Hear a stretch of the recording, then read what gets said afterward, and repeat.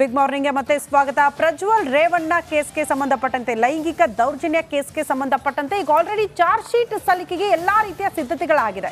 Charge sheet ನಲ್ಲಿ ಉಲ್ಲೇಖ ಆಗಿರುವಂತಹ ಅಂಶ ಯಾವಾಗ ಅದು ಸಲ್ಲಿಕೆ ಆಗಬಹುದು ಅನ್ನೋದು ಸದ್ಯ ಇರುವಂತಹ ಕುತೂಹಲ. ಬಹುತೇಕ 4 ಪ್ರಕರಣಗಳ ತನಿಖೆಯನ್ನ ಎಸ್ಐಟಿ ಅಧಿಕಾರಿಗಳು ಮುಗಿಸಿಯಾಗಿದೆ. ಹಾಗಾಗಿ 4 ಪ್ರತ್ಯೇಕ ಚಾರ್ಜ್ ಶೀಟ್ ಸಲ್ಲಿಸೋದಕ್ಕೆ ಎಸ್ಐಟಿ ತಯಾರಿ ಮಾಡಿಕೊಂಡಿದೆ ಅಂತೆ. ಹೊಳೆ ನರಸೀಪುರ ಟೌನ್ ಠಾಣೆ ಸಿಐಡಿಯ 3 ಪ್ರಕರಣದಲ್ಲೂ ಕೂಡ ಅತ್ಯಾಚಾರದ ಆರೋಪ. ಪ್ರಜ್ವಲ್ ಮೇಲಿರೋದು ಲೈಂಗಿಕ ದೌರ್ಜನ್ಯ, ಅಶ್ಲೀಲ ವಿಡಿಯೋಗಳ ಹಂಚಿಕೆಯ ಆರೋಪ. ಈ ಕೇಸ್ನಲ್ಲಿ ಮಾಜಿ ಶಾಸಕ ಪ್ರೀತಮ್ ಗೌಡ ಅವರು ಕೂಡ ಆರೋಪಿಯಾಗಿದ್ದಾರೆ. ಅಶ್ಲೀಲ ವಿಡಿಯೋಗಳನ್ನ ಹಂಚಿಕೆ ಮಾಡಿದ್ದಾರೆ ಅನ್ನುವಂತ ಆರೋಪ ಹೊತ್ತಿದ್ದಾರೆ ಪ್ರೀತಮ್ ಗೌಡ. ಹಾಗಾಗಿ ಈ ಕೇಸ್ಗೆ ಸಂಬಂಧಪಟ್ಟಂತೆ ಪ್ರಜ್ವಲ್ ರೇವಣ್ಣ ಅವರ ವಿರುದ್ಧ ಚಾರ್ಜ್ ಶೀಟ್ ಸಲ್ಲಿಕೆಗೆ ಎಲ್ಲಾ ರೀತಿಯ ಸಿದ್ಧತೆಗಳಾಗಿದೆಯಂತೆ ಎಸ್ಐಟಿ ಅಧಿಕಾರಿಗಳಿಂದ. ಒಂದ್ಸಾರಿ ಪರಪ್ಪನ ಅಗ್ರಹಾರ, ಮತ್ತೊಂದ್ಸಾರಿ ಕಸ್ಟಡಿ ಕೇಳಿದ್ರು, ಕಸ್ಟಡಿಯಲ್ಲಿ ವಿಚಾರಣೆ ಆದಂಗೆ ಮತ್ತೆ ಅವ್ರನ್ನ ಪರಪ್ಪನ ಅಗ್ರಹಾರ, ನಂತರ ಮತ್ತೊಂದು ಪ್ರಕರಣ ಅನ್ನೋ ಕಾರಣಕ್ಕೆ ಅವ್ರನ್ನ ಮತ್ತೆ ವಶಕ್ಕೆ ಪಡೆದುಕೊಂಡು ವಿಚಾರಣೆಗೆ ಒಳಪಡಿಸಿದ್ರು. ಇಷ್ಟೆಲ್ಲ ಆದ ಬಳಿಕ ಈಗ ಚಾರ್ಜ್ ಶೀಟ್ನ ಸರದಿ.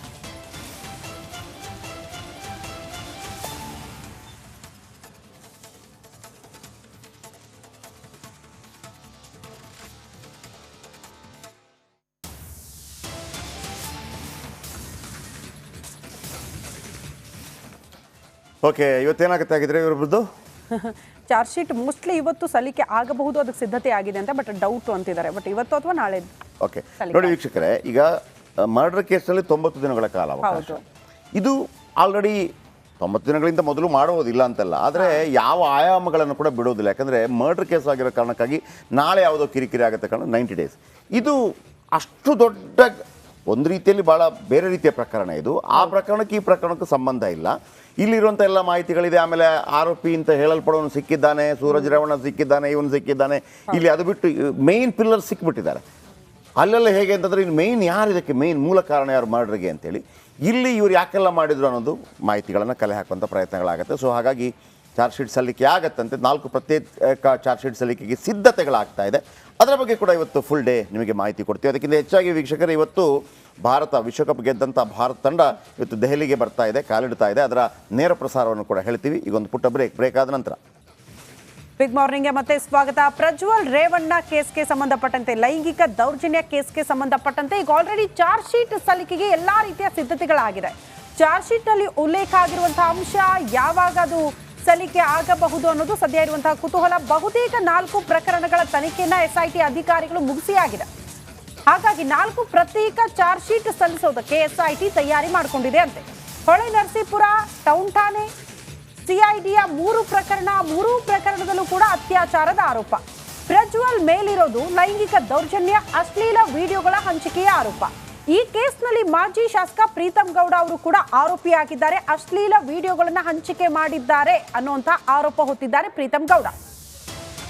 ಹಾಗಾಗಿ ಈ ಕೇಸ್ಗೆ ಸಂಬಂಧಪಟ್ಟಂತೆ ಪ್ರಜ್ವಲ್ ರೇವಣ್ಣ ಅವರ ವಿರುದ್ಧ ಚಾರ್ಜ್ ಶೀಟ್ ಸಲ್ಲಿಕೆಗೆ ಎಲ್ಲಾ ರೀತಿಯ ಸಿದ್ಧತೆಗಳಾಗಿದೆಯಂತೆ ಎಸ್ಐಟಿ ಅಧಿಕಾರಿಗಳಿಂದ.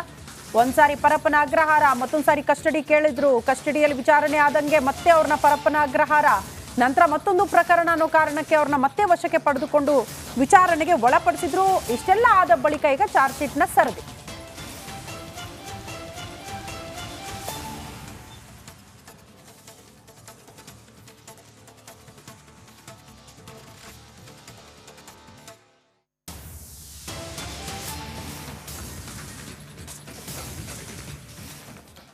ಓಕೆ, ಇವತ್ತೇನಾಗುತ್ತೆ ಆಗಿದ್ರೆ ಇವ್ರ ವಿರುದ್ಧ ಚಾರ್ಜ್ ಶೀಟ್ ಮೋಸ್ಟ್ಲಿ ಇವತ್ತು ಸಲ್ಲಿಕೆ ಆಗಬಹುದು, ಅದಕ್ಕೆ ಸಿದ್ಧತೆ ಆಗಿದೆ ಅಂತ, ಬಟ್ ಡೌಟ್ ಅಂತಿದ್ದಾರೆ. ಬಟ್ ಇವತ್ತು ಅಥವಾ ನಾಳೆ.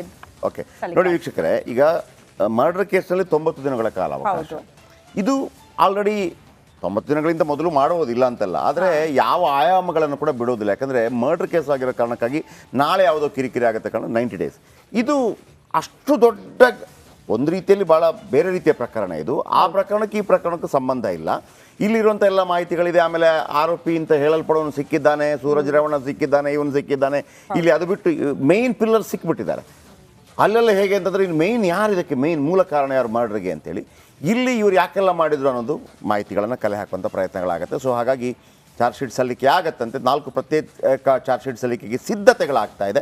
ಅದರ ಬಗ್ಗೆ ಕೂಡ ಇವತ್ತು ಫುಲ್ ಡೇ ನಿಮಗೆ ಮಾಹಿತಿ ಕೊಡ್ತೀವಿ. ಅದಕ್ಕಿಂತ ಹೆಚ್ಚಾಗಿ ವೀಕ್ಷಕರು, ಇವತ್ತು ಭಾರತ ವಿಶ್ವಕಪ್ ಗೆದ್ದಂಥ ಭಾರತ ತಂಡ ಇವತ್ತು ದೆಹಲಿಗೆ ಬರ್ತಾ ಇದೆ, ಕಾಲಿಡ್ತಾ ಇದೆ. ಅದರ ನೇರ ಪ್ರಸಾರವನ್ನು ಕೂಡ ಹೇಳ್ತೀವಿ. ಈಗ ಒಂದು ಪುಟ್ಟ ಬ್ರೇಕ್ ಆದ ನಂತರ.